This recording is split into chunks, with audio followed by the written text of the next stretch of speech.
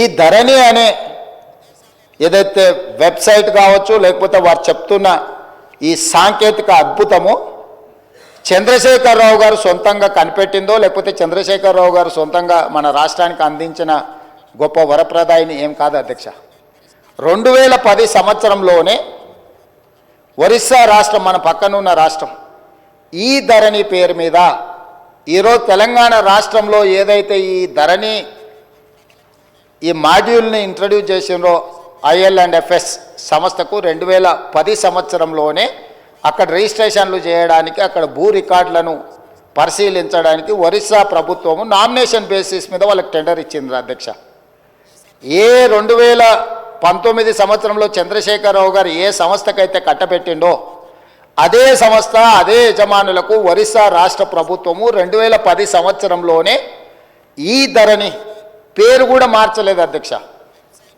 నువ్వు ధరణి అన్నావు, వాళ్ళు ఈ ధరణి అన్నారు. ఎందుకంటే ఎలక్ట్రానిక్ రిలేటెడ్ ఇష్యూ కాబట్టి ఈ ధరణి పేరు మీద 2010 సంవత్సరంలో ఒరిస్సా ప్రభుత్వం ఆ సంస్థకు అప్పచెప్తే 4 సంవత్సరాలు నిర్వహించిన తర్వాత కాగ్ ఏం నివేదిక ఇచ్చిందంటే అధ్యక్ష, 2014లో అసలు ఈ ధరణి ఈ రిజిస్ట్రేషన్ సాఫ్ట్వేర్ లోపాలను కాగ్ నివేదిక బయటపెట్టడం కాకుండా ఎలాంటి కాంపిటేటివ్ బిడ్డింగ్ చేయకుండా వాళ్ళకు నామినేషన్ బేసిస్ మీద ఇవ్వడం మీరు తప్పు. వాళ్ళకి ఎలాంటి అనుభవం లేదు ఇందులో. వాళ్ళకి ఏదైతే ఒరిస్సా ప్రభుత్వం అప్పచెప్పిన బాధ్యత, రిజిస్ట్రేషన్లు, రెవెన్యూ రికార్డ్స్కు సంబంధించిన బాధ్యత అప్పచెప్పినరో వాళ్ళకి ఎలాంటి నైపుణ్యం లేదు.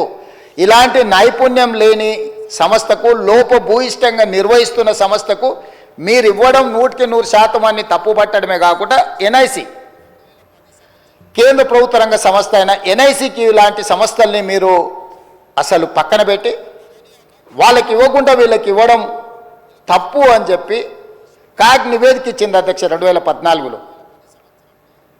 ఇక్కడ తమరి ద్వారా నేను తెలంగాణ ప్రజలకు నేనేం చెప్పదలుచుకున్నా అంటే, చంద్రశేఖరరావు గారు 2018, 2019 ఆ తర్వాత వివిధ సందర్భాలలో మాట్లాడిన మాటలు వారి మెదడునంత రంగరించి ఒక అద్భుతాన్ని, ఒక అమృతాన్ని తీసి అమృతంలో నుంచి సృష్టించిన ధరణి వారి యొక్క ఆలోచన అనేది అయితే చెప్పిండో అది శుద్ధ తప్పు.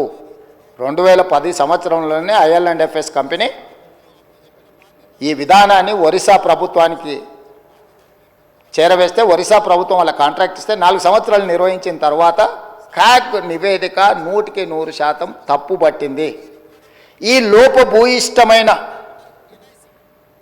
ఏమాత్రం ప్రజలకు ఉపయోగపడని ఈ సాంకేతిక నైపుణ్యాన్ని ఎందుకు తెలంగాణ రాష్ట్ర ప్రజల నెత్తి మీద చంద్రశేఖరరావు గారు రుద్దినరో ఇప్పుడు మనం ఆలోచన చేయాలి.